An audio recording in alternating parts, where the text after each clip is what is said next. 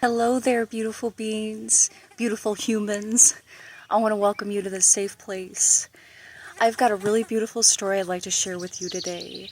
I want to let you know there is some uh, trigger points in it, so just to let you know that. Um, but it is a very beautiful story.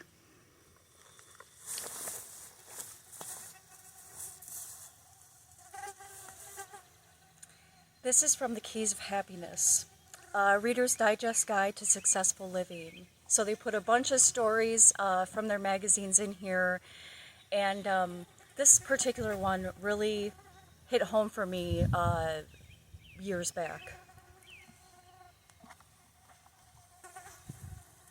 Well, several years back. uh, this is called In a Chinese Garden. This is by Frederick Loomis, MD, condensed from The Bond Between Us. Now, this is a story from 1946. And these topics are still relevant, obviously. We may change a little bit in technology, but we're still the same essentially as humans. There is a quote for this story. Enjoy yourself, it is later than you think. A few years ago, the aphorism above, which is the inspiration for this little story, was widely used. It was, in part, the theme of a poem written years ago by Robert Service. It was used in 1938 as the title of a book by Max Lunar on the Pearls of Democracy. If Robert Service coined the expression, if others saw and read it in a Chinese garden, or if other Chinese sayings made its way into our lives by other means, I do not know. I have told many times the story of a certain letter which I received years ago because the impression it made on me was very deep. And I have never told it on ships in distant seas or by quiet firesides near to home without a reflective, thoughtful response by those around me. This is a letter.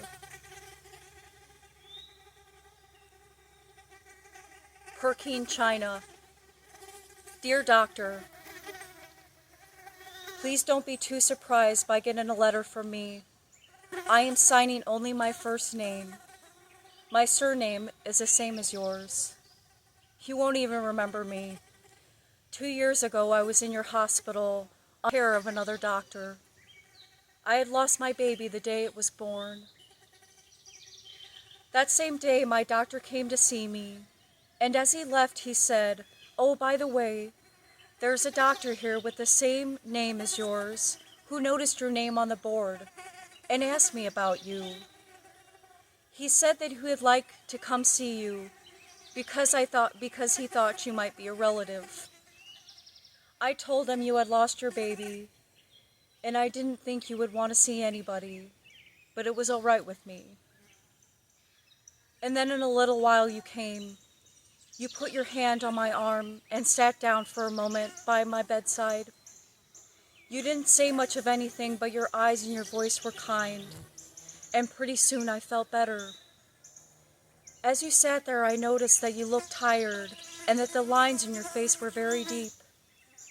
I never saw you again, but the nurses told me that you were in the hospital practically day and night.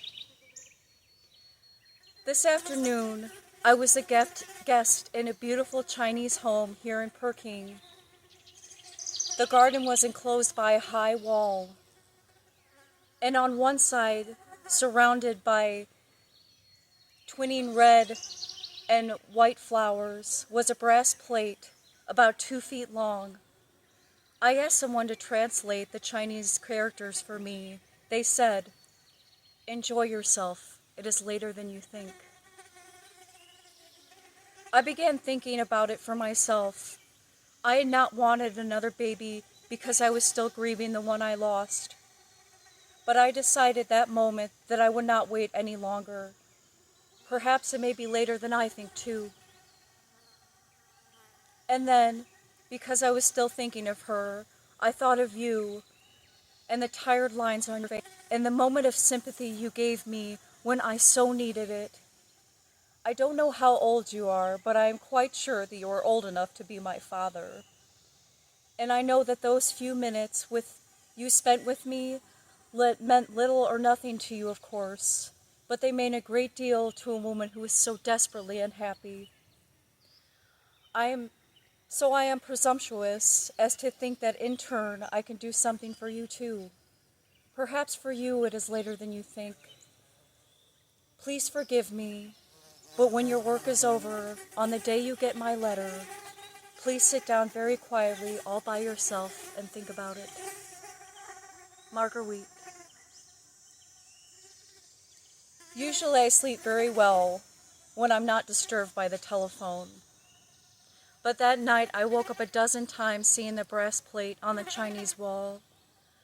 I called myself a silly old fool for being so disturbed by a letter from a woman I couldn't even remember, and dismissed the thing from my mind. But before I knew it, I found myself saying again to myself, well, maybe it is later than you think. Why don't you do something about it? I went to my office next morning and told them I was going away for 3 months. It was a wholesome experience for any man who thinks he is important in his own organization to step out for a few months. There came a time I went away on a long trip some years before this letter came. I felt sure that everything was going to go to pieces. When I returned, I found there were just as many patients as when I left, everyone who had recovered fast or faster. And most of my patients didn't even know I had been away. It was humiliating to find out how quickly and competently one's place can be filled. But it is a good lesson. I telephoned to Shorty, a retired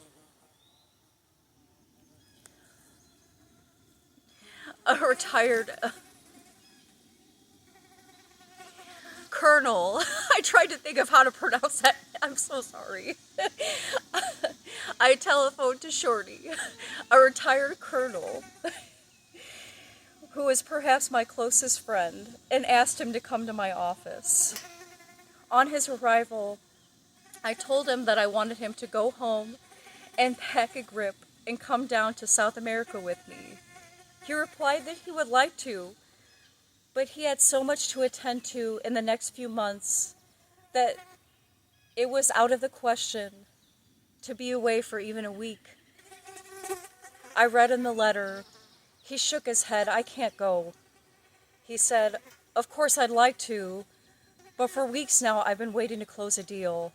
I'm sorry, old man, but maybe sometime. Sometime.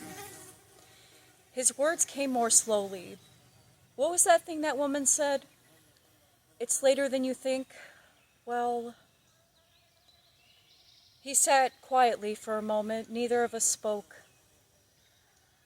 I could almost see the balance swaying as he weighed the apparent demands of his present against the relatively few years each of us had left to live, exactly like I had the night before. At last he spoke. I have waited 3 months for those people to make up their minds. I am not going to wait any longer. They can wait for me now. When would you like to go? We went to South America. We spent day after day at sea on a comfortable freighter, feeling our burdens slip off with the miles and our tired bodies being made over by the winds that swept across the Pacific from China. In the course of time, we found ourselves in one of the great cities of South America. By good fortune, we were entertained by one of the most prominent men in the country, a man who had built an enormous steel plants and whose industries were rapidly growing. During the visit, Shorty asked our host if he played golf. He replied, Senor, I play a little. I would like to play more. My wife is on vacation in the United States with our children. I would like to join her, I have beautiful horses here who I would love to ride. I can do none of these things because I am too busy. I am now 55 years old, and in 5 years more I shall stop. It is true, I said the same thing 5 years ago, but I did not know how much we would be growing. We are building a new plant. We are making steel such as South America has never known. I can't even go for an afternoon golf. My office boy has more leisure. Senor, I said, do you know why I'm in South America? Because, he said, because perhaps you have not too much to do and have the necessary time and money to permit it. No, I replied.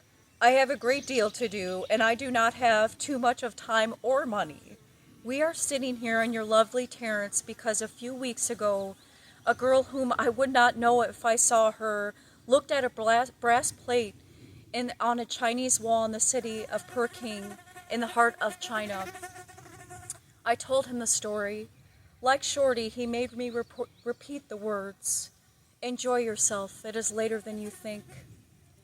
During the rest of the afternoon, he seemed a bit preoccupied. The next morning, I met him in the corridor of our hotel. Doctor, he said, please wait a moment, I have not slept well. It is strange, is it not, that a casual acquaintance, which you would say yourself, could change the current of a busy life. I have thought long and hard since I saw you yesterday. I have cabled my wife, and I am coming. He put his hand on my shoulder. It was a very long finger indeed that wrote those words on the garden wall in China. A very long finger indeed. Many years have been added to the average expectancy of life, but each individual's fate is still a hazard. The most valuable people around us have lived largely for other people.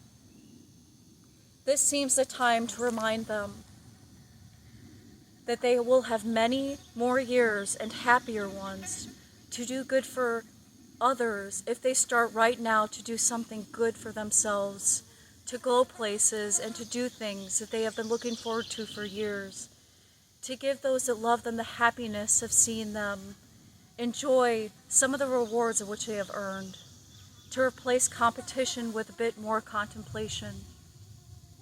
The Shorty in this story only lived a few years more.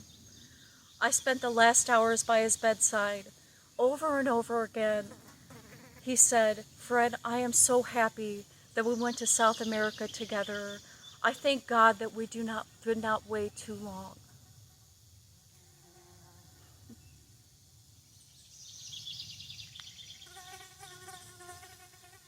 I hope this story has filled you with thinking and filled you. A lot of us think that going on the yearly vacation or doing really big events in their life, waiting for things. But we have the everyday events that can fill us, everyday occurrences that really add up to life. When we are in grief, some of us, I feel like we had just lost our precious Waffles. He is a dog. But he meant so much to us, and I would enjoy so much coming home to him, being so happy to see me. We don't have children of our own. But the value of every day is so important. And when he passed away, that grief, I let that grief just overcome me. And maybe that's the best thing to do, is to feel everything.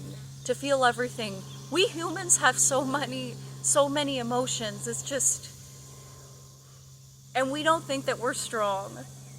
We are so important and so strong and so loved, so universally loved.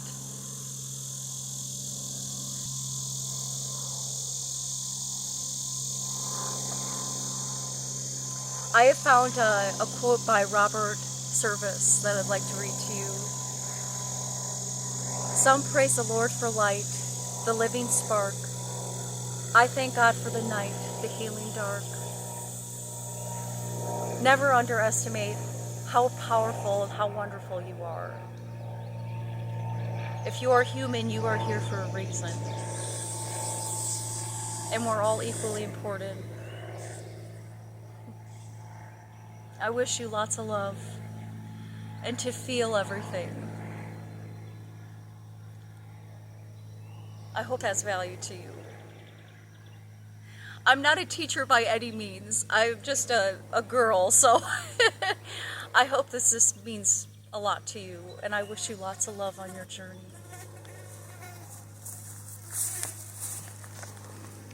God bless you.